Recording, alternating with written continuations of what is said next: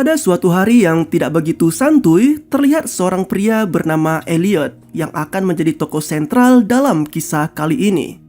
Ia dikisahkan sebagai seorang pria matang yang kini sedang dirundung oleh masalah hidupnya. Sempat terlihat Selby, sang pacar, yang cukup senang ketika merapikan pakaian Elliot yang akan berangkat kerja saat itu.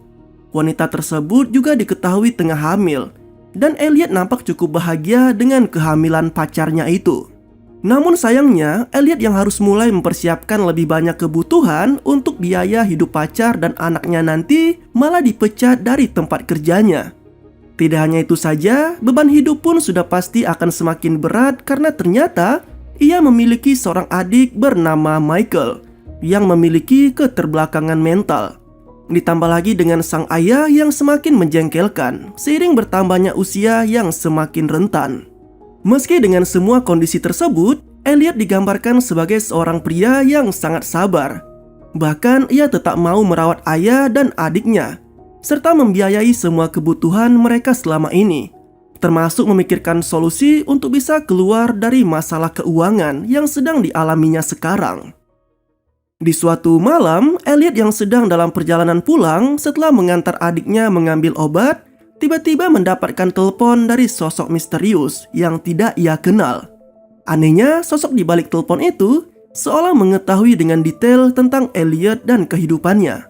Mulai dari kematian ibunya karena kecelakaan sewaktu Elliot masih kecil, biaya rawat jalan sang adik yang mencapai $1.200 per bulannya, tagihan hutang dan kartu kredit hingga mencapai $90.000, termasuk dengan nomor rekening pribadi Elliot di Nola Bank. Menariknya, dalam telepon tersebut, sosok misterius tadi sempat memberikan ucapan selamat karena Elliot kini terpilih dalam sebuah game show setelah pihaknya mengundi dari sekian banyak calon peserta dengan masalah keuangannya masing-masing.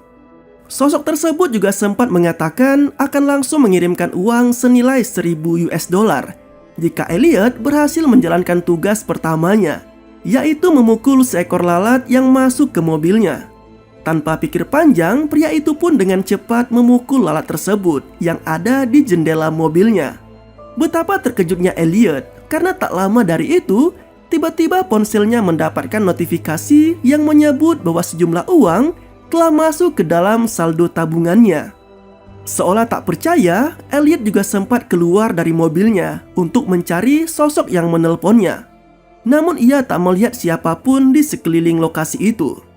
Tak lama kemudian, ponsel Elliot juga kembali berdering. Dan kali ini, sosok misterius tadi mengatakan akan memberikan tantangan selanjutnya dengan iming-iming hadiah yang lebih besar lagi.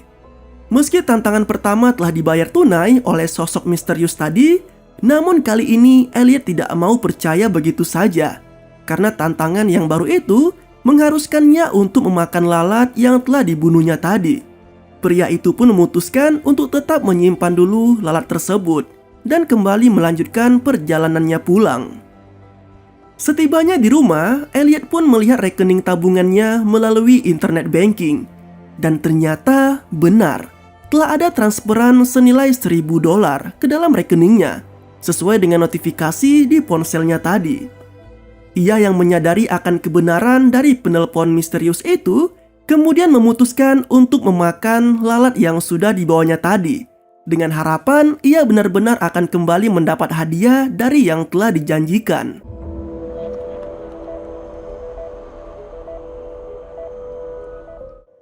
Secara mengejutkan, Elliot yang memakan lalat tersebut tiba-tiba kembali ditelepon oleh sosok misterius tadi, yang mengucapkan selamat karena sudah berhasil menyelesaikan tantangan keduanya kali ini. Dengan penuh rasa heran, Elliot mengecek kembali rekeningnya dan ternyata $3.622 telah masuk saat itu juga. Masih belum percaya dengan apa yang baru saja dialaminya, Elliot kini ditawari untuk ikut dalam 11 tantangan berikutnya dengan jumlah hadiah yang jauh lebih besar lagi. Seluruh tantangan itu harus diselesaikan dalam waktu 36 jam dari waktu tersebut. Bahkan si penelpon juga mengatakan bahwa pemenang terakhir dalam game show itu akan mendapatkan total hadiah mencapai $6,2 juta.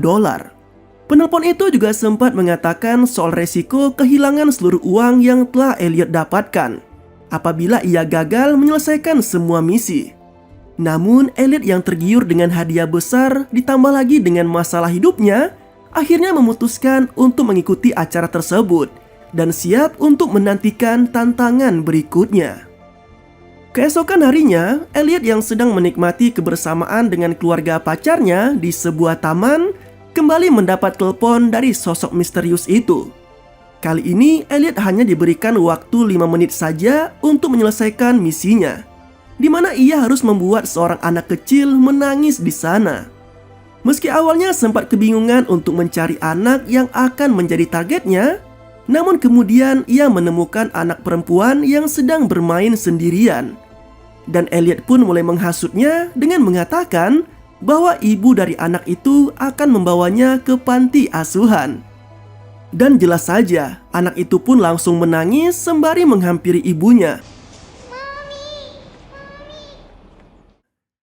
Sementara Elliot kembali mendapatkan notifikasi transferan senilai $5.000 atas misi yang baru saja berhasil diselesaikannya. Merasa sangat bersalah, Elliot dengan segera meninggalkan area taman bersama dengan Selby dan orang tuanya. Kini Elliot dan Selby menyempatkan mampir di salah satu gereja untuk menjemput ayahnya.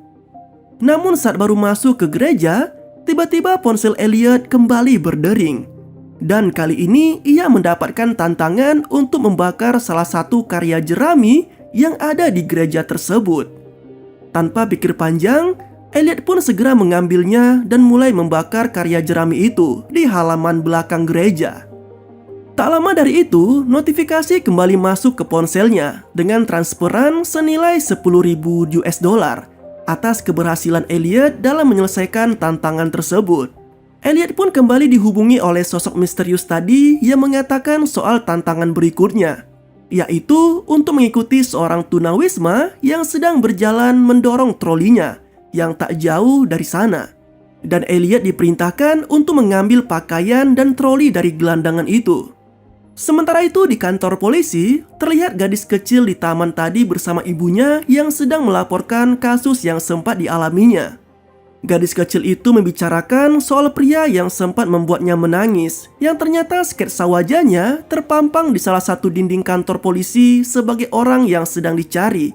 Ternyata diketahui juga bahwa sketsa wajah Elliot sempat lebih dulu dibuat, menyusul laporan dari tunawisma tadi yang sempat diambil pakaian dan trolinya.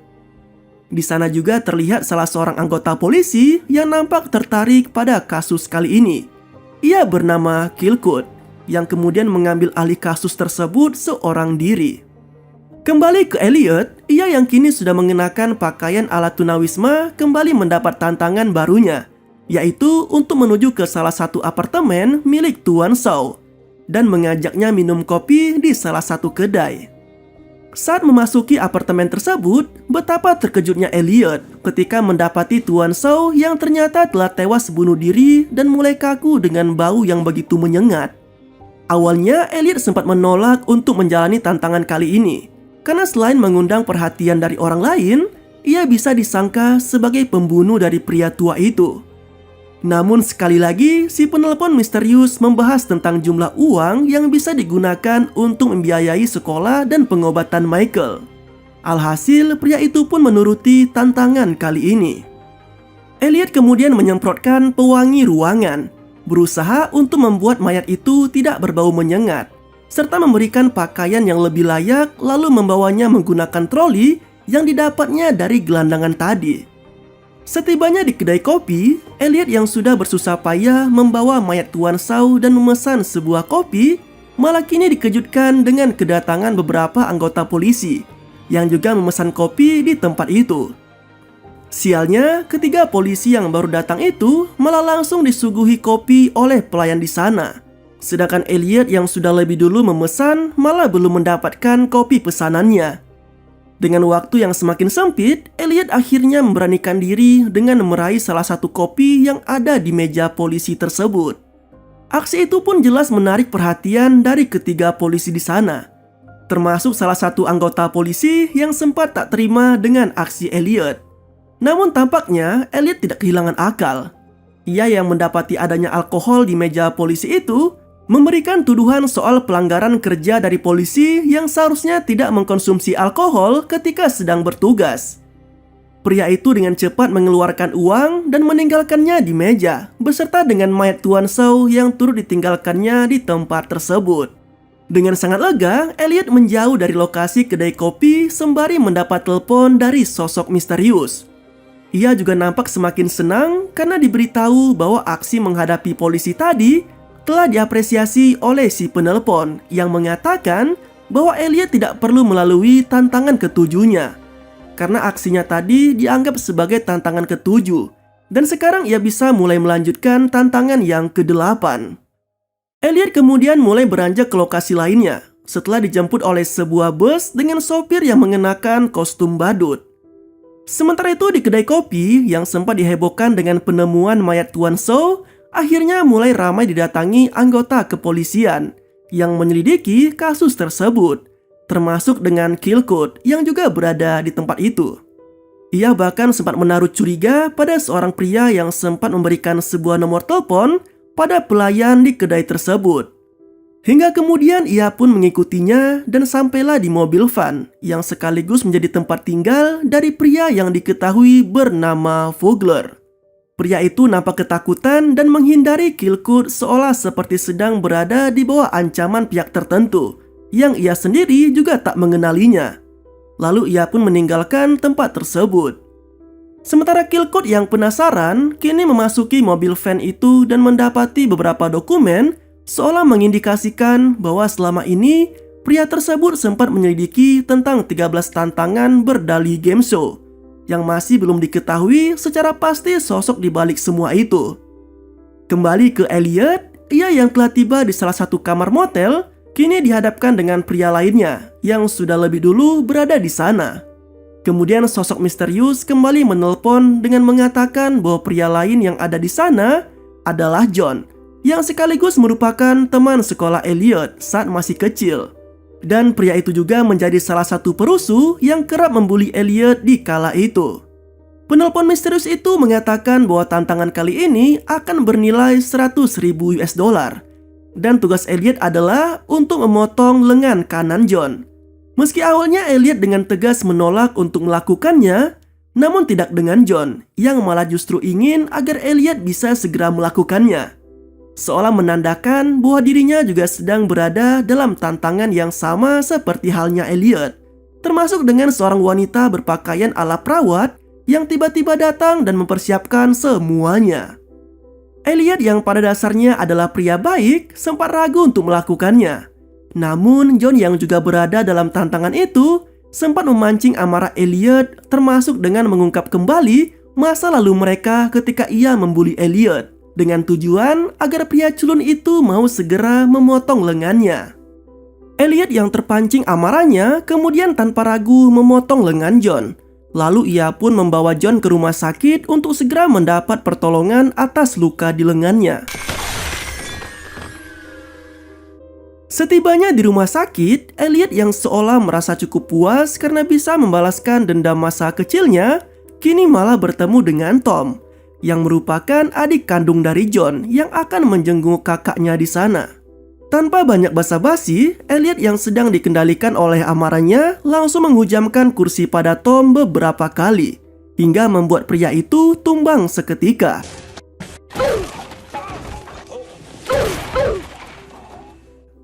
Menariknya, aksi itu malah dianggap sebagai tantangan ke-9. Dan alhasil, Elliot pun mendapatkan kiriman uang senilai 250.000 US dollar. Di malam itu juga, Elliot kembali melanjutkan aktivitasnya dengan mendatangi pesta pertunangannya dengan Selby di salah satu restoran berkelas. Namun tak lama sejak kedatangannya, Elliot sudah kembali dihubungi oleh sosok misterius tadi yang memberinya tantangan ke-10 dengan hadiah sebesar 500.000 US dollar, di mana Elliot diharuskan untuk bernyanyi lagu kebangsaan komunis sambil merusak beberapa ornamen di tempat tersebut, termasuk mengencingi karangan bunga yang berada di ruangan itu.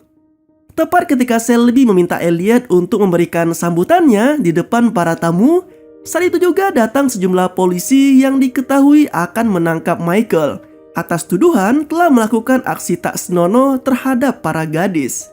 Dalam kondisi yang sulit itu, Elliot tiba-tiba mendapatkan ide untuk membuat kekacauan seolah ia tak terima dengan penangkapan Michael. Sementara adiknya diminta untuk segera kabur dari sana. Anehnya meski Elliot sudah sempat kabur setelah menjalankan tugasnya, pria itu malah dihubungi lagi oleh penelpon misterius tadi yang menyuruhnya untuk menyerahkan diri ke polisi yang ada di sana sebagai tantangan yang ke-11. Alhasil, ia pun kini ditangkap polisi dengan sangat mudah. Di ruang interogasi, Elliot sempat dicecar beberapa pertanyaan terkait aksi yang sempat dilakukannya. Tapi anehnya, ia juga dituduh telah melakukan beberapa aksi lainnya yang justru sama sekali tidak dilakukannya. Alhasil, ia pun sempat disangka gila oleh kepolisian di sana. Namun dari sinilah akhirnya Elliot menyadari bahwa ia bukanlah satu-satunya peserta dalam game show 13 tantangan yang sedang dijalaninya saat ini. Hingga akhirnya saat ia ditinggal sendirian di ruang interogasi, tiba-tiba Elliot mendapat ide setelah kursi kayu yang didudukinya patah. Berbekal patahan kayu itulah, Elliot kini menjadikan petugas polisi tadi sebagai sandranya. Ia nampak sangat kesal karena si penelpon mengatakan bahwa memang benar saat ini ada peserta lainnya yang sedang mengikuti tantangan darinya, termasuk Elliot. Sialnya, kini ia harus segera menyelesaikan semua tantangan lebih dulu dari semua peserta lainnya jika ingin menang. Atau ia akan kehilangan seluruh uang bersama dengan dakwaan atas semua kasusnya. Obrolan di telepon itu pun tak berlangsung lama, karena saat ini petugas polisi lainnya mulai berusaha untuk mendobrak pintu tempat Elliot berada. Alhasil, pria itu pun memutuskan untuk kabur dengan melompat dari jendela. Dalam pelarian itu, Elliot sempat merebut ponsel orang lain hanya karena ia kehilangan ponselnya di kantor polisi tadi. Namun tampaknya kali ini ia tidak mendapatkan telepon arahan dari sosok misterius seperti sebelumnya. Ia pun kemudian bertemu dengan seorang wanita tua yang meminta tolong padanya untuk mengikatkan kawat jemuran. Awalnya Elliot sama sekali tidak menaruh curiga terhadap wanita itu. Namun saat notifikasi kiriman uang kembali didapatnya, tepat setelah ia selesai membentangkan kawat jemuran di sana, tiba-tiba ia tersadar bahwa itu merupakan tantangan ke-12 yang ternyata kawat itu dipasang untuk menjerat para pengendara motor yang melintas di jalan itu. Menyadari hal tersebut, Elliot kemudian berusaha untuk mencopot kawat di sana, berharap agar para pengendara tidak menemui ajalnya. Meski sempat berhasil mencopot kawat tersebut dan para pengendara terbebas dari jeratan kawat itu, namun ternyata ada peserta lainnya yang juga memasang kawat tak jauh dari sana.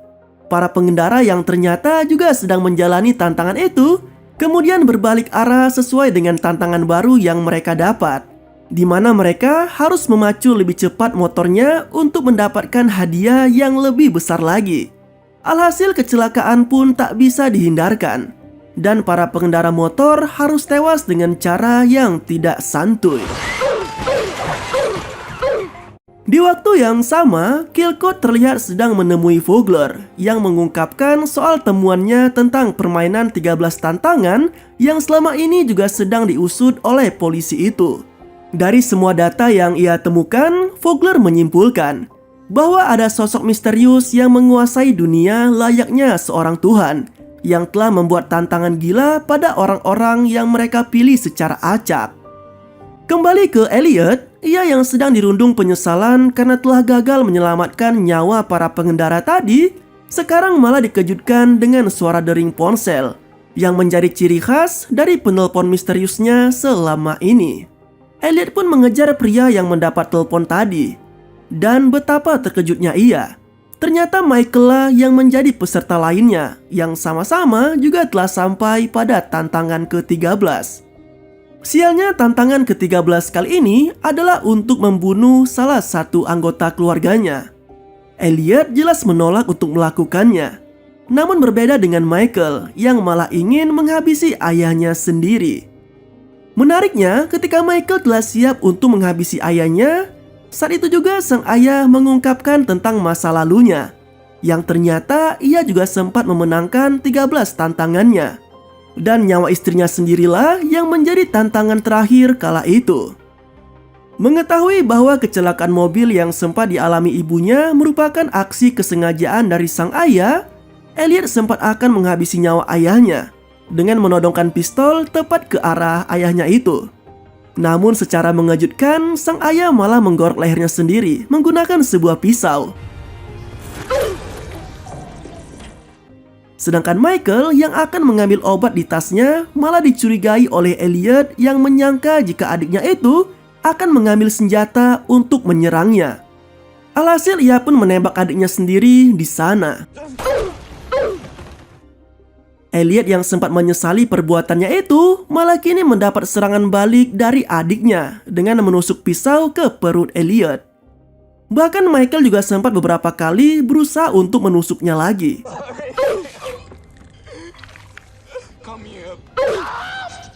Namun pendarahan yang dialaminya tak bisa membuatnya bertahan, dan ia pun tewas saat itu juga. Tak lama setelah itu, Kilkut datang ke tempat tersebut dan ia mengambil bensin dari dalam bagasi mobilnya. Secara mengejutkan, terungkaplah bahwa selama ini polisi itu merupakan salah satu anggota dari game show 13 tantangan yang dibuktikan dengan adanya jasad Vogler di dalam bagasi tersebut. Polisi itu juga sempat membakar semua dokumen yang sempat dikumpulkan oleh Vogler, termasuk akan membakar semua bukti kekacauan yang terjadi di tempat tinggal keluarga Elliot.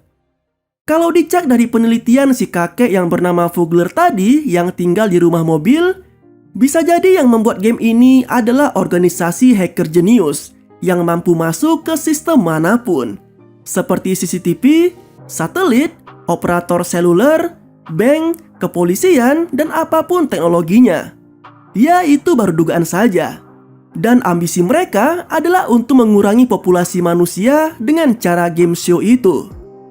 Kembali ke cerita, saat Kilcott mulai menyiramkan bensin di sana, tiba-tiba Elliot muncul dan langsung menembak tepat ke kepala polisi itu, yang kemudian disusul dengan notifikasi dihapusnya semua uang yang sempat ditransfer ke rekening Elliot, karena ia dinyatakan diskualifikasi dari game tersebut.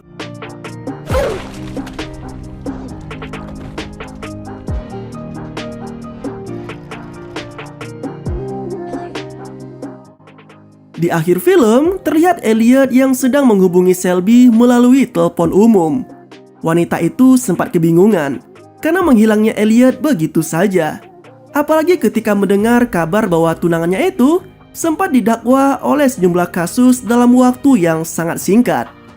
Dalam obrolan itu sempat terjadi momen seru, tepatnya ketika Shelby mengatakan bahwa dirinya sempat ditelepon oleh seseorang yang menawari uang hingga 6.000 US dollar hanya dengan memakan seekor lalat.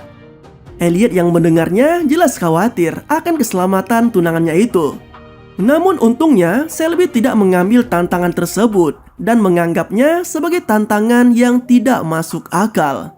Dan film pun berakhir dengan begitu santuy.